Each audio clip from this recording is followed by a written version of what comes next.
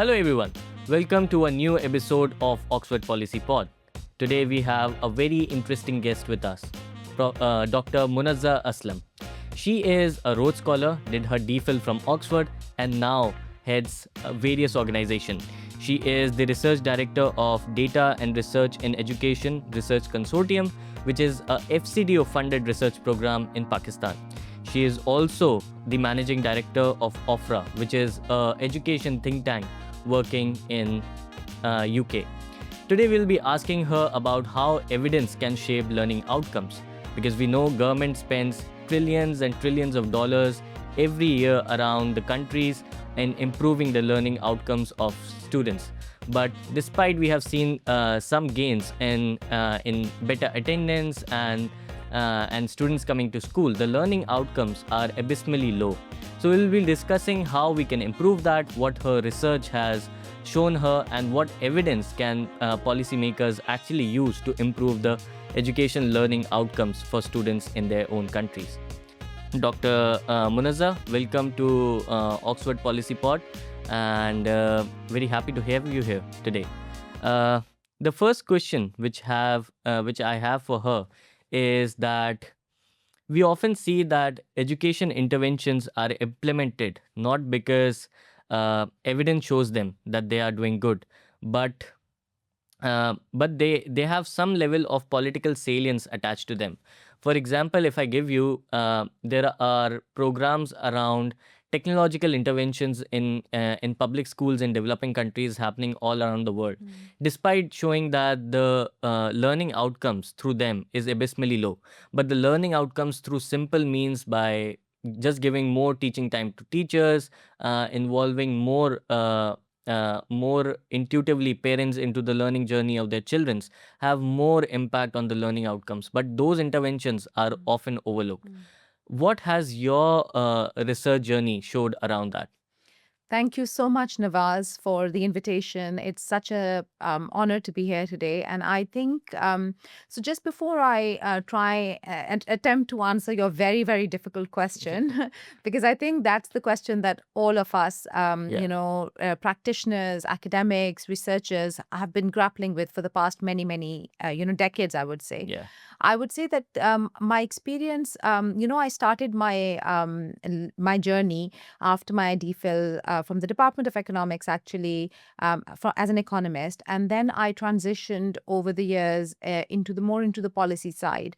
So I have worn many hats over the years, and I think those hats have given me insights into some of the questions that you are planning on raising, and the question that you have just raised.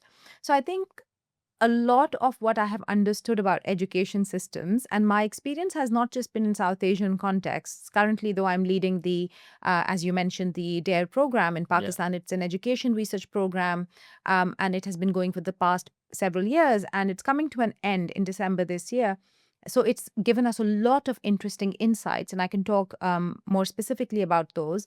But before that, I have also experience of leading other education programs, so the Girls Education Challenge. And again, similar questions raised their head. So one is the Pakistan DARE RC program, but then the Girls Education Challenge was a program that was implemented in 17 countries. And the question that you're raising was applicable even then.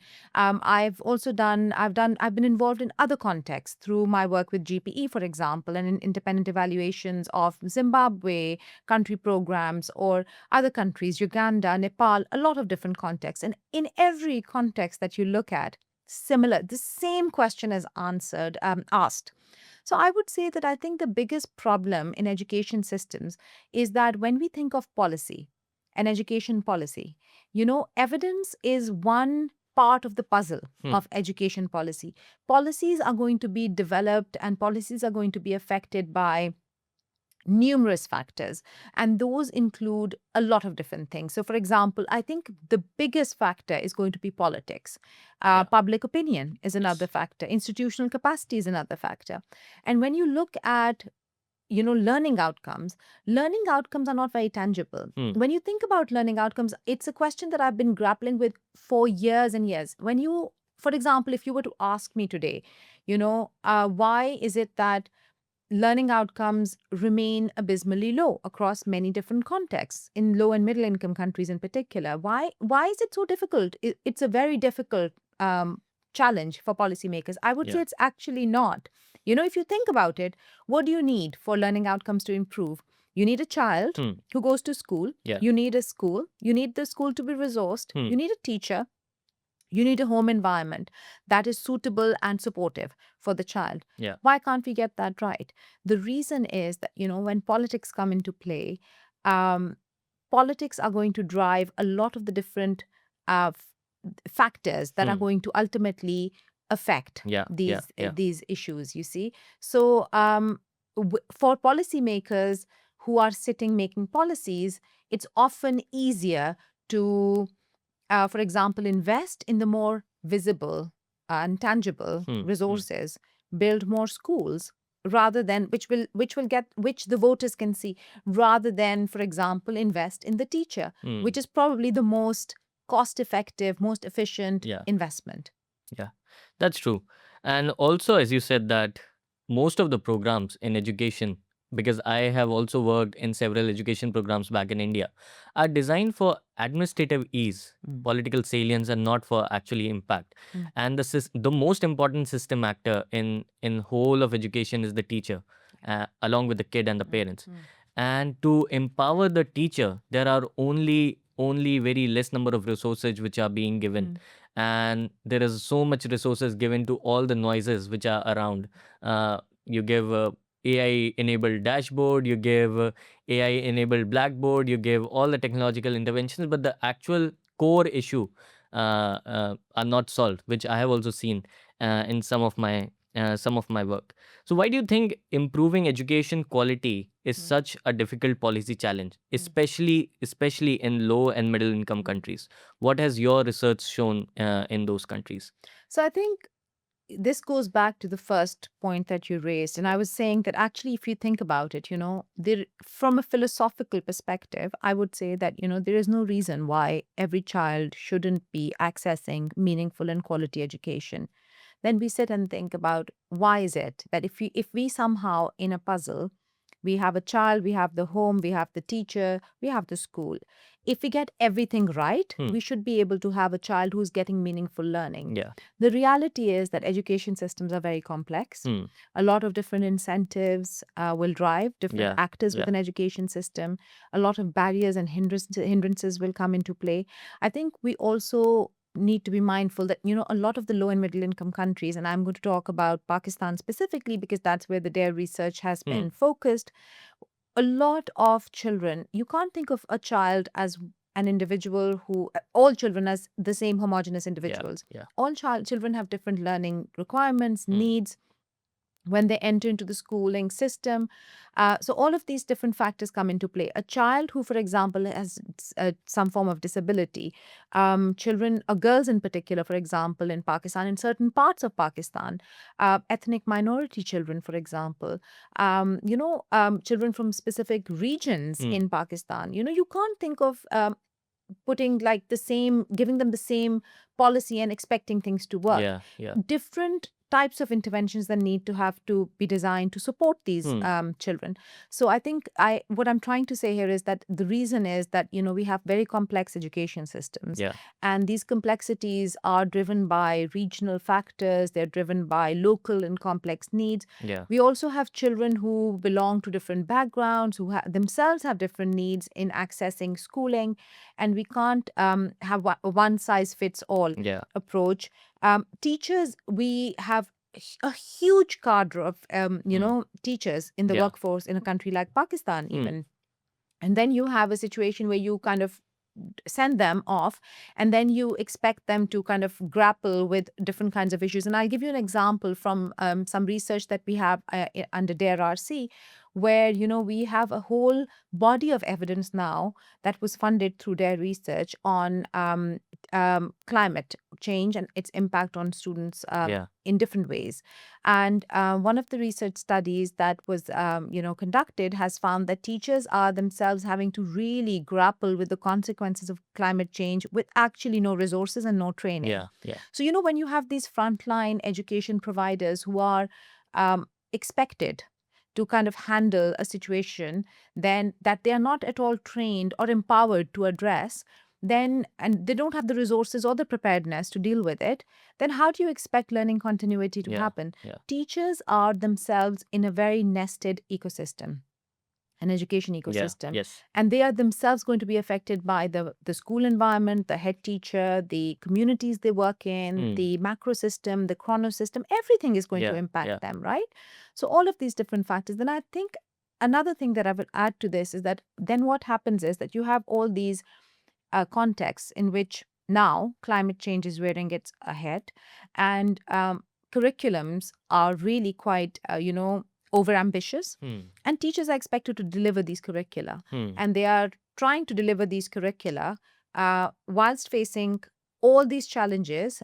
So I think there are multiple factors. So whilst countries have been quite successful in getting children to school, and those Yeah. are reflected in enrollment and Yes. access numbers, Hmm. they have not necessarily reached the most marginalized, Hmm. and they have not necessarily, uh, in fact, they haven't. I wouldn't say not necessarily. Yeah. They haven't achieved the goal, which is ultimately making sure that once you get a child into school, that child actually learns and Hmm. progresses. Yeah. Yeah. Yeah. And also, one thing which I also saw was that we have increased the enrollment rates across the developing countries, but attendance rates are still very low. And attendance rates are impacted by very trivial and simple things, like their parents had to migrate to a different village now because they have to find some employment. They have to take their kids to the fields to cut the crops because it's the sowing or the cutting season of the crops. So those are some of the issues which keeps coming up. But one of the questions which I was thinking about while you were speaking was that the reality of ground is so complex, and there could not be one side fit all solutions to solve the most complex issues which we face on ground in respect to education. But the other side of it is that if you work in government departments and if you speak to the administrative leaders and the political leaders, their worry about not having a one size fit system is that they work at scale, Yeah. and when you create a specific customized module for each area, you can't work at scale. And the admin is defined and structured in such a way in all the colonial countries, including India and Pakistan, that it is a very centralized state. And the movement of resources, the feedback, and everything happens in such a centralized way that they have to create some kind of centralized solutions for that.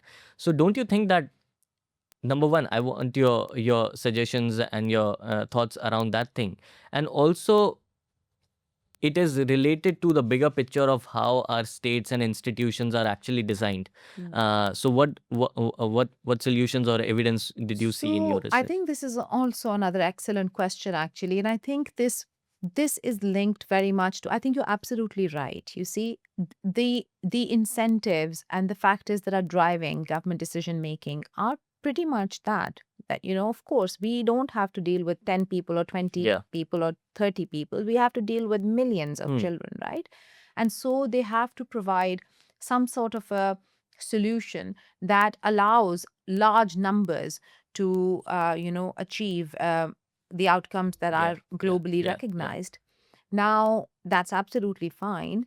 I will say that my work with colleagues on the Girls Education Challenge was really, really interesting in this Hmm. regard, because and there are some blogs that we wrote and some papers that we wrote about how the Girls Education Challenge, just to give you a little bit of an idea, was a program that was again funded by the Foreign Commonwealth and Development Office. It's an FCDO funded program across 17 countries.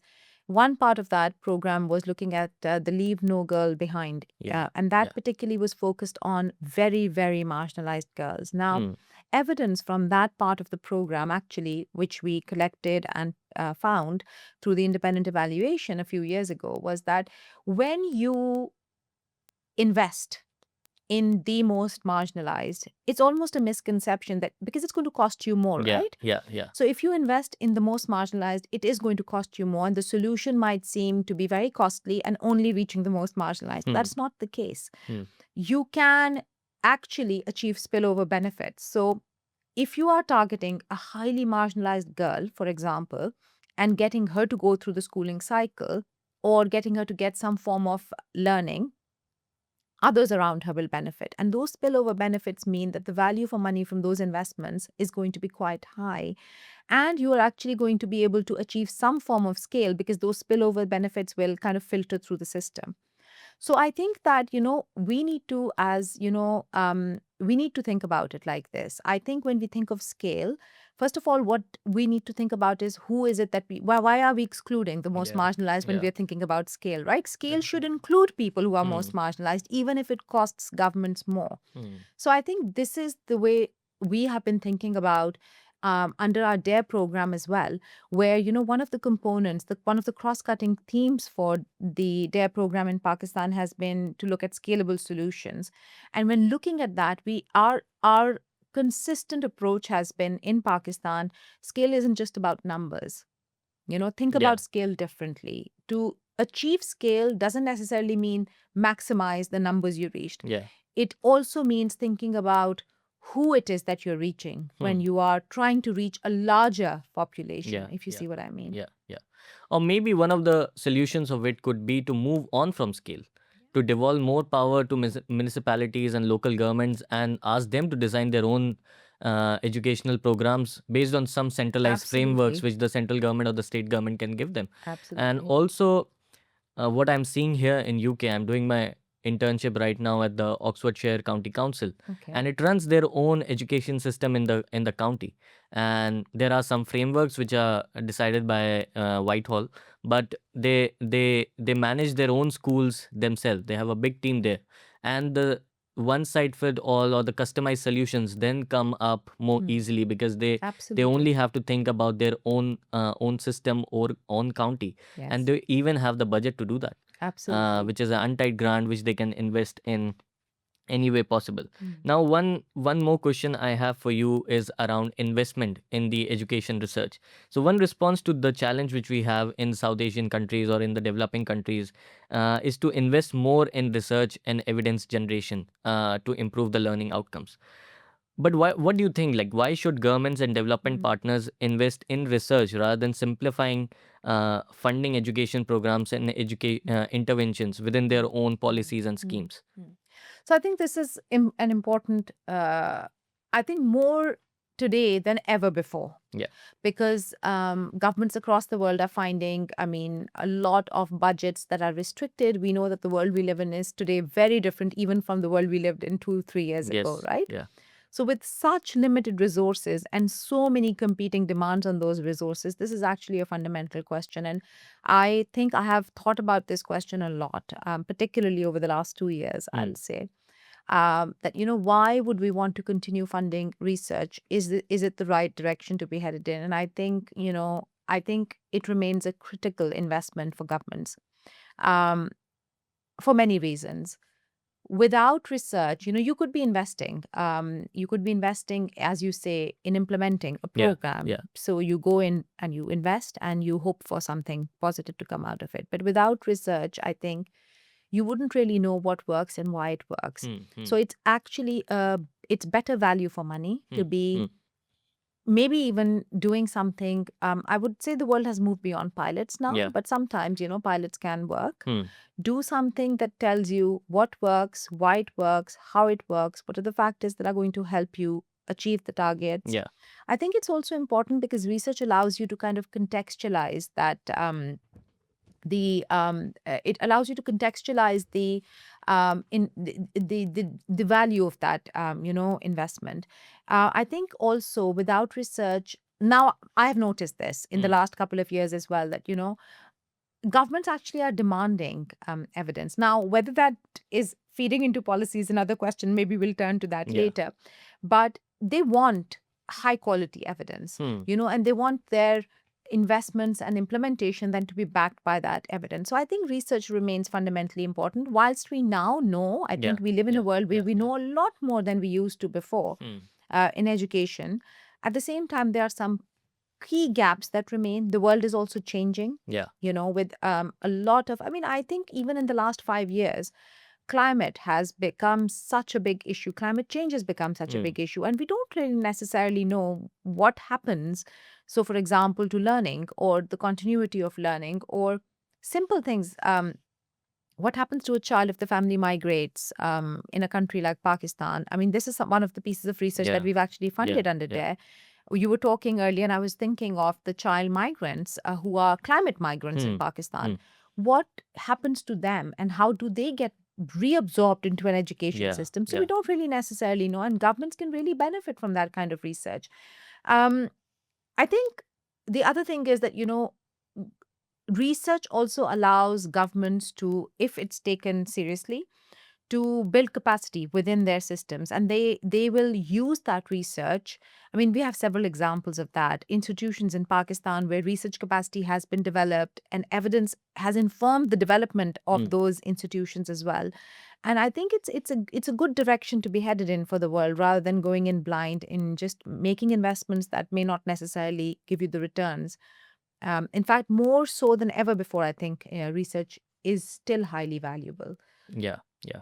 But one of the things which you said is that the world is moving on from pilots. Like pilots are still there. They are Yeah. showing some evidence, and it is Mm. one of the ways, one of the toolkit in policymakers' pocket to understand if a policy is working or not. Mm. But I think the project which you are working on, DARE, has a very different approach to research and how you guys do it. Mm. So if you want to share something on those lines. Yeah, thank you for that. I think the reason why I said that the world is moved, and I think this is a common understanding now, Yeah. that there was a time when we were like doing small scale pilots, and a lot of prominent researchers um, conducted pilots, and then when that was when that implementation was taken to scale, some colleagues actually from Oxford conducted these. I remember many years ago when the some teaching programs were implemented in pilot. They were highly successful. Yeah. When the same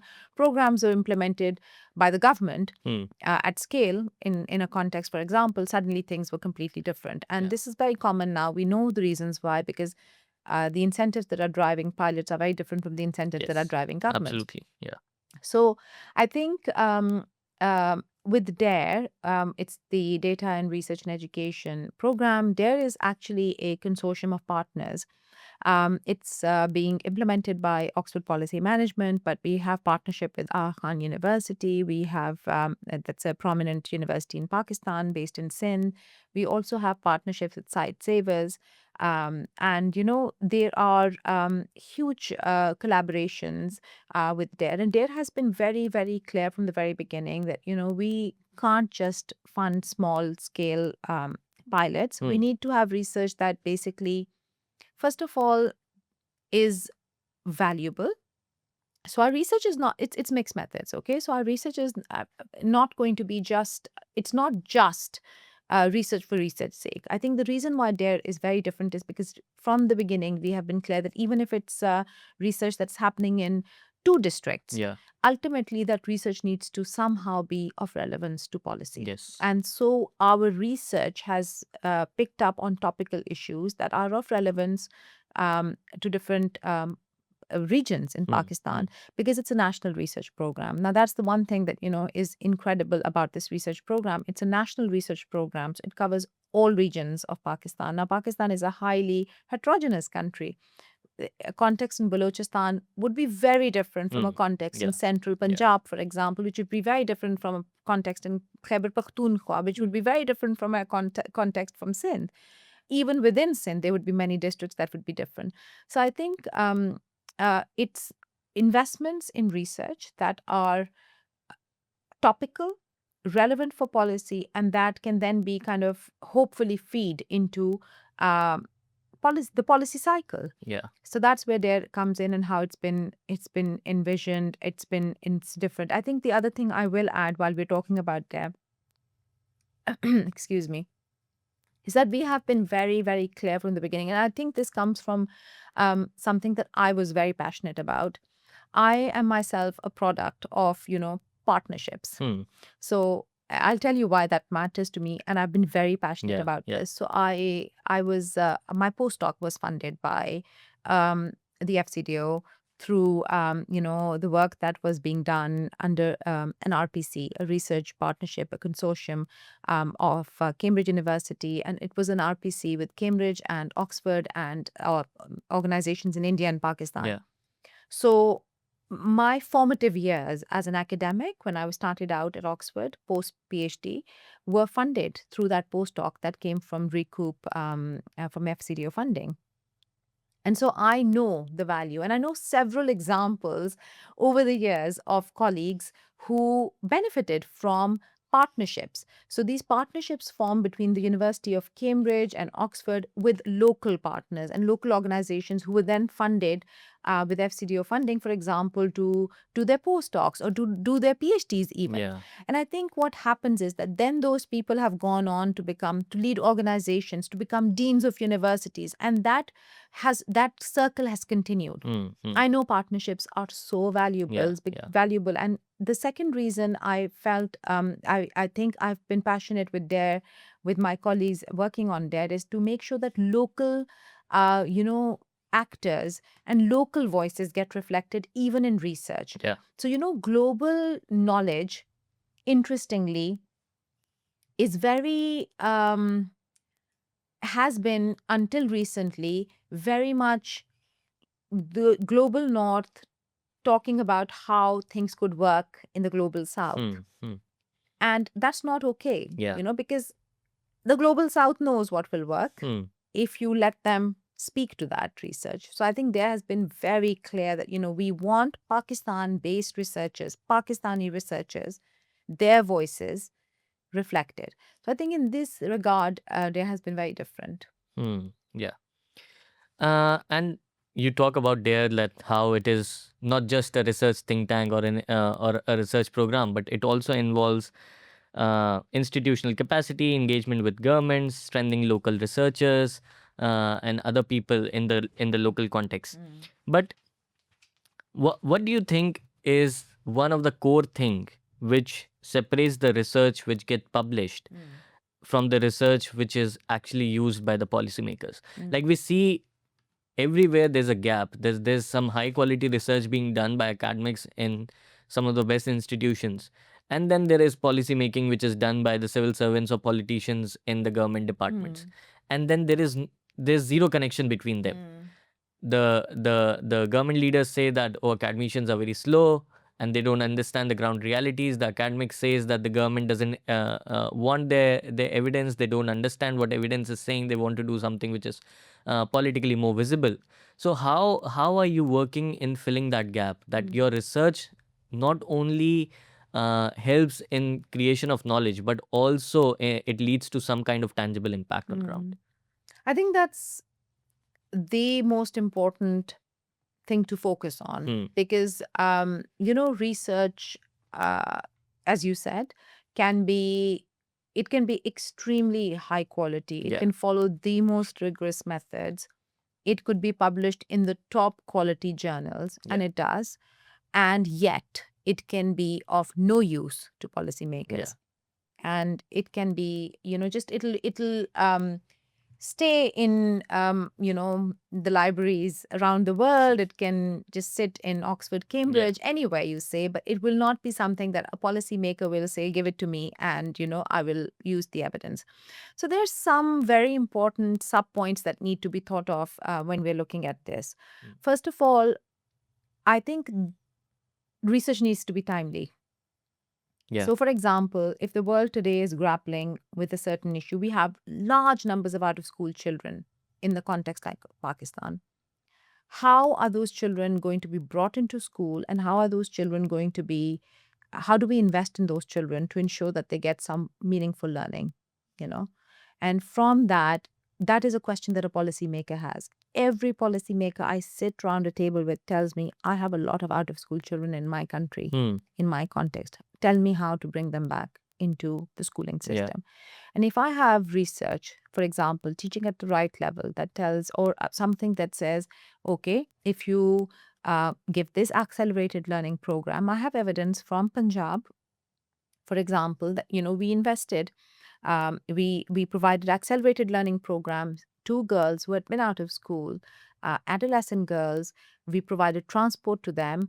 This is how we brought them back into school. Those girls showed learning gains XYZ, and their parents reported that the girls were very happy with the school, with this support that was provided. Those girls also learned certain skills through the program that was implemented, and now one of them runs a beauty parlor, the other one has like her own stitching business. They're also earning.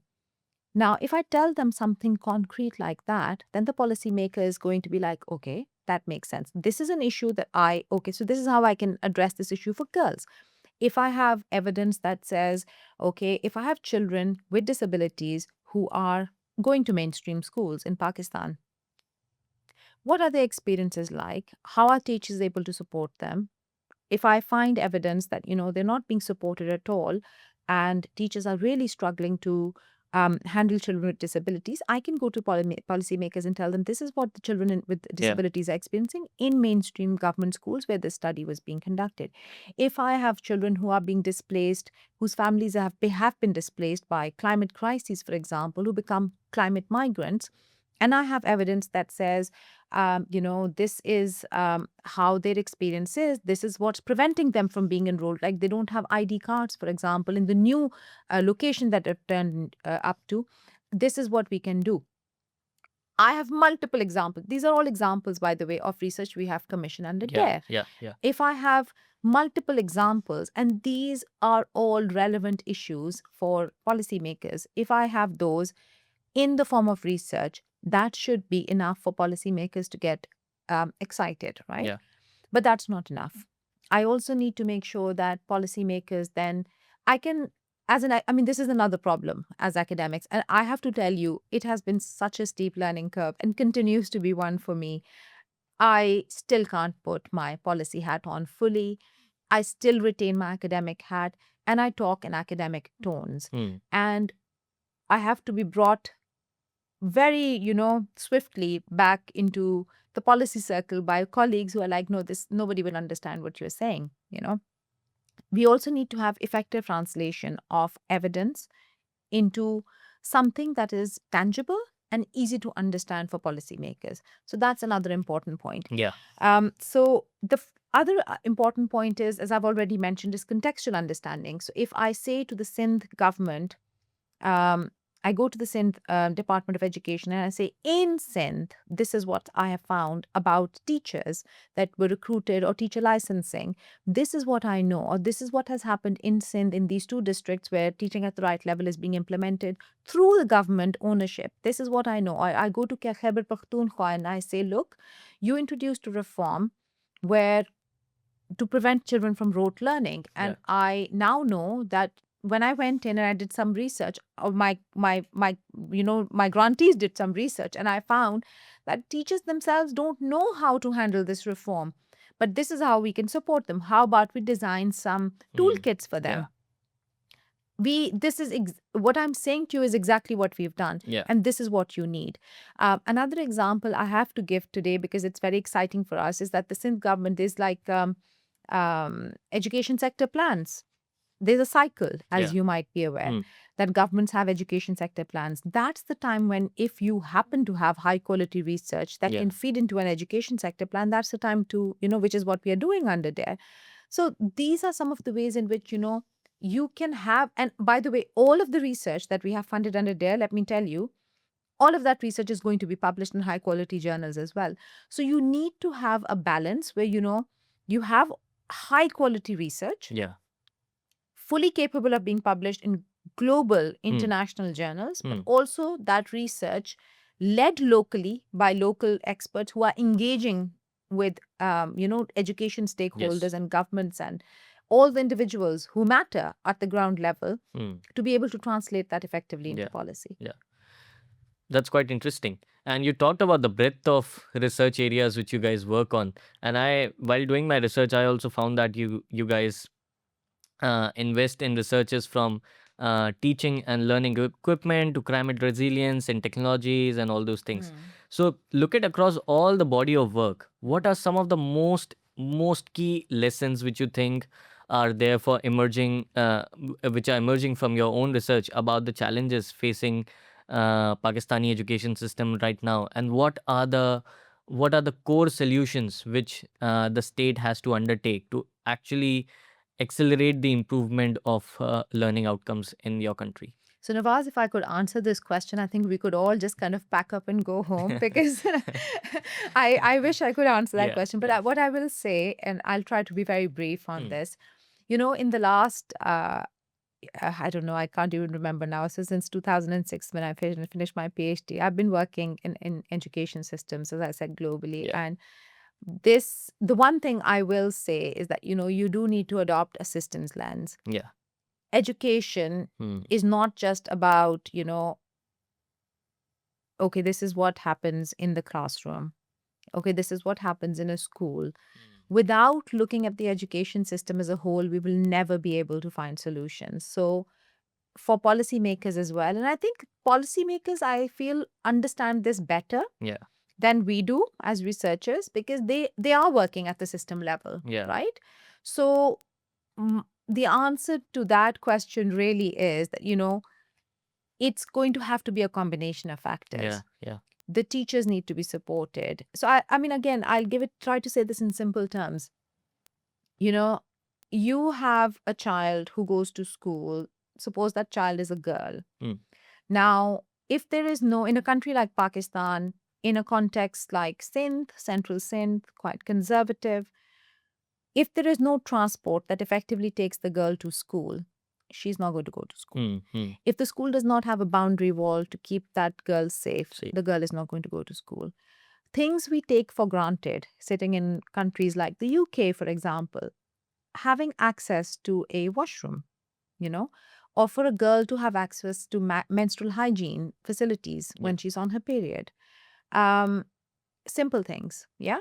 So, all of these things are part of an education system. It's yeah. not just going to be that, you could have the best teacher Hmm. teaching Hmm. that girl in that school.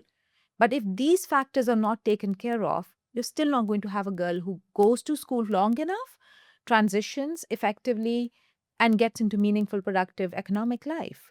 So, all of these factors are very, very important. Hmm. And when you think of education, you can think of the classroom, you can think of the school, you can think of the community, you can think of, and you just keep going round and round and round. So, everything needs to kind of almost, if I think of it now, almost like a puzzle, you have to put all the pieces in the right places. Yeah, And that's why it's such a challenge. But that's true. Like there are all these pieces in the theory of change of any policy, and yes, has to be all the strings have to be pulled correctly to for any system absolutely. to work. But one thing which I also found during my experience working back in India is that we can have best of the best research, we can have best of the best solutions, we can communicate that solutions to the policymakers in a very intuitive way. They understand it. We create some schemes and policy around it. We start the implementation. We support the implementation with them for like 5 years, 3 years. But the moment we leave, Mhm. all the solutions fall off. Mm. Like there's no sustainability to the solutions, because the government also have a certain level of absorption power which they Mm. can have for new type of way of Mm. working on new Mm. type of Mm. solutions. Mm. So what your research has shown or your work has shown in Yeah. Pakistan about ensuring Mm. the sustainability of Yeah. those solutions, so that even after you go back and you're not working with that department on that intervention, that legacy still stays on, that Yeah. solution still sticks to the intervention. I think the key is what you said in the very beginning when you said when we go in and Yeah. we do things. I think when you sell Hmm. something to the Yeah. government, they have to take ownership of it. So when this is, and I think that's one of the things we're trying to do Hmm. through a piece of research in Sindh, Hmm. the implementation of the Teaching at the Right Level program, typically implemented, as you might be aware, by NGOs, by implementing partners. Yeah. This particular, the research itself is to say, okay, what happens if you don't implement it, but it's actually implemented by the government within government systems, and the government of Sindh has taken full ownership of it. So for something to be, and there are examples of this, right? Hmm. Globally, of government saying, I'm really interested in this. Somebody just help me get started on Yeah. this. Yeah. But I want to do this. So when there's ownership, then, there's a possibility.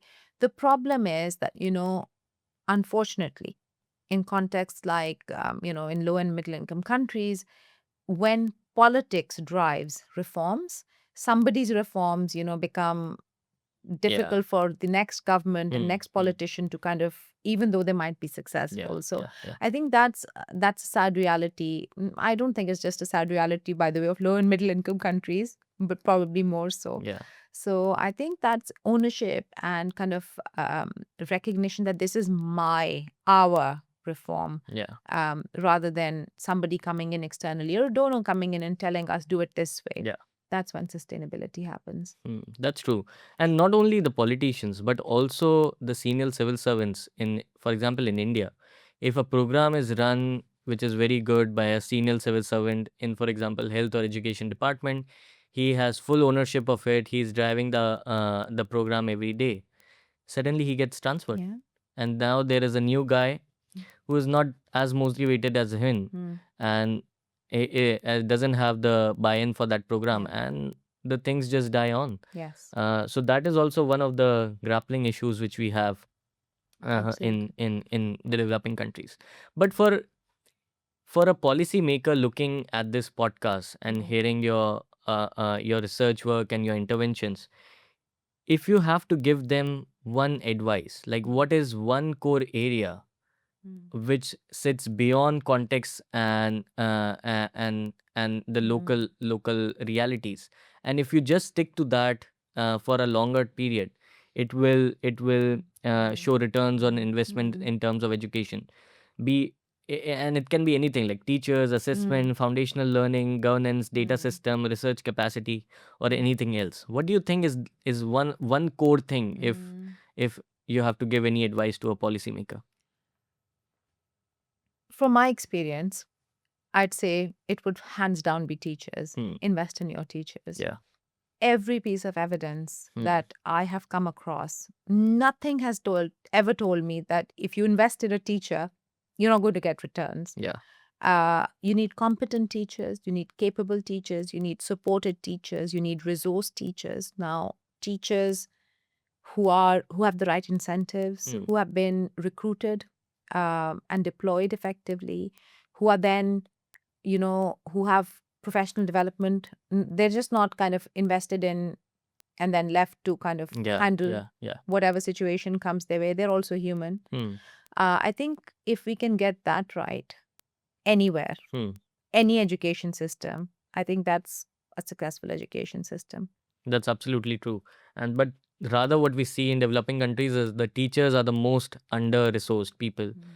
They are given random administrative tasks like doing surveys for the census, Election to duties. election Yeah. duties, to all kinds of weird things you can think of. Yes. Now, let me drive the conversation to a different perspective. There is a wave of new technological interventions which are coming up in the world, which is in terms of artificial intelligence. And there has been a lot of talk about how it is impacting school education and the learning process of kids around the world, because more and more kids are now basically offloading their thinking part to a machine and are not putting their own mind into thinking about things. So what do you think is the future of public schools in that context, and how prepared the government should be for this new technological advancement which is coming up? Yeah.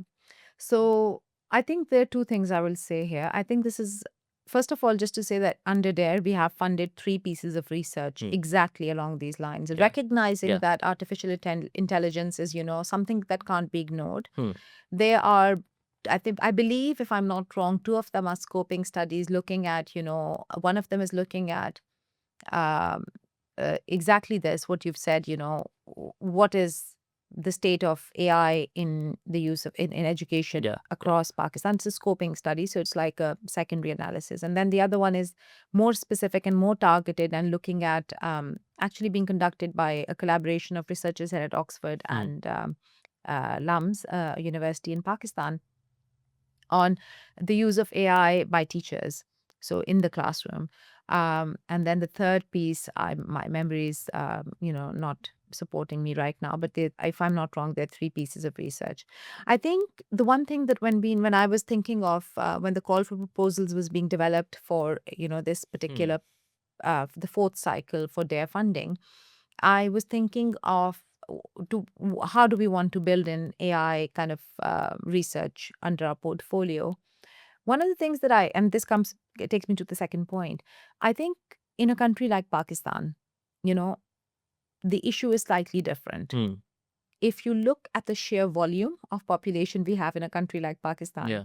and a lot of other low and middle income countries, like India is another example, I think, um, children don't have access to basics.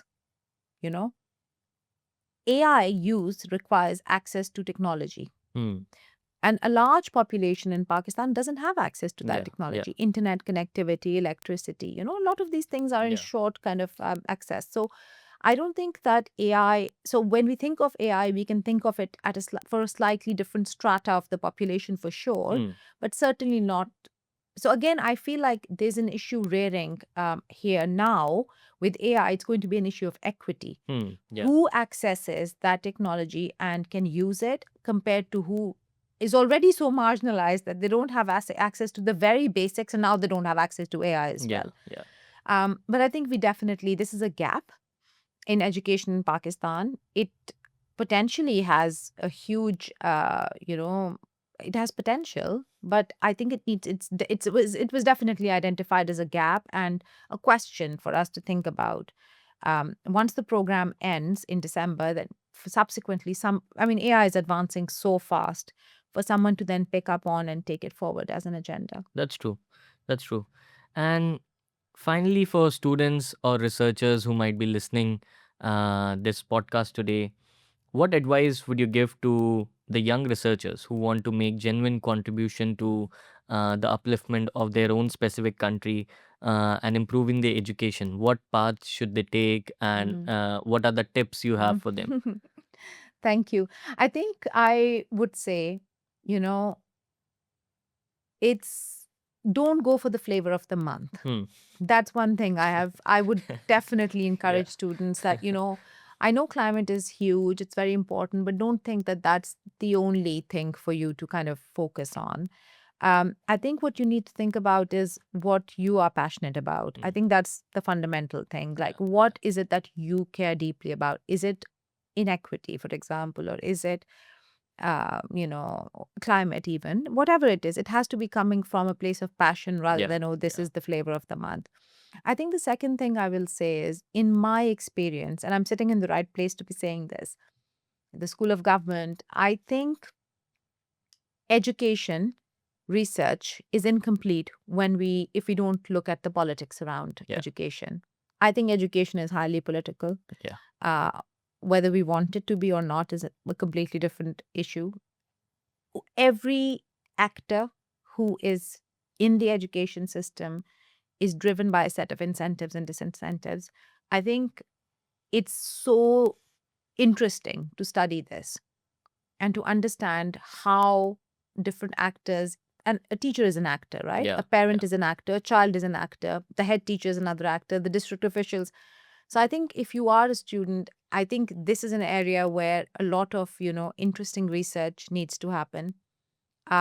You also, if you want to study education systems, looking at it from a systems lens, looking at it from, okay, what part of the education system um, fits a particular puzzle? How do I address? Instead of looking at very specifics, you need to then think around the wider system. But I think if you were to ask me, I've spent so many years working in this. I know a lot, but I don't know a lot either. So I think there's still scope for, like, a lot more research, a Yeah. lot more insights. I think, and it's very exciting because the world is moving in a completely different Hmm. direction. Hmm. And there's so much more that we need to learn and put together in this giant puzzle where, Hmm. I think we've put in a few pieces. Yeah. Okay, foundational learning. We know teacher is at the center of it, but there's still so many bits and pieces that remain missing. That's true. That's true. Yes. Now we are at the conclusion part of our podcast, and one of the questions which we ask all our guests is, what are the book suggestions you might have for our listeners, or some book which you are reading these days? If you have to give some names about them. Oh, I was not anticipating this question, but I am part of a book club. I am currently reading Patriot by Alexei Navalny. So I'm actually really enjoying it. Okay. That's got nothing to do with education, but it's got something to do with politics. But I would say, if you ask me about education related, I've read some good books. I've read Grit, that I really enjoyed a few years ago. But my reading taste is actually, I read like more fiction. So because I was not anticipating this question, I can't come up with some fantastic book. But these are the books I've been reading recently. Okay, yeah. But thank you, Dr. Munazza, for joining us today. And I hope your research journey takes you and leads to some fruitful efforts in Pakistan and around the developing world, and you are able to see learning outcomes improve through your research, and then we have something beyond that also. Thank you, viewers, for joining us today, and do drop us a comment how you enjoyed the conversation with Dr. Munazza today, and we'll see you again in the next episode. Thank you for joining us.